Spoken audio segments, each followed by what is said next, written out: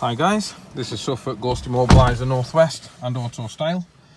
Today we've got a Seat Leon Cupra on a 2018 that we've just installed a Ghost Immobiliser into.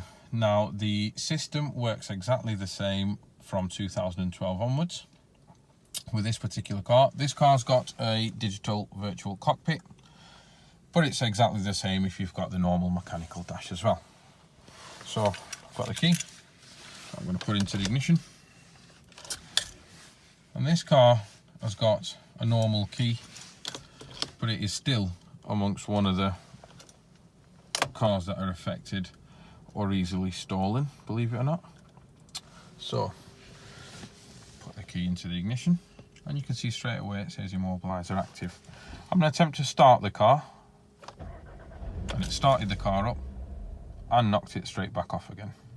I'm going to try to start it again, and this time it's not going to do anything. Now this time I'm going to take the key out, put it back in and switch the ignition on, and I'm going to punch in the pin code which I've preset to the switches in the car, and you saw the hazard lights flash there to acknowledge successful entry.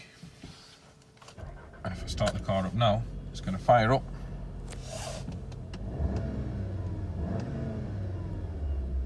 and it's running fine. Thanks for watching guys. Get in touch with Autostyle or Ghost Immobiliser Northwest for more information. Thank you.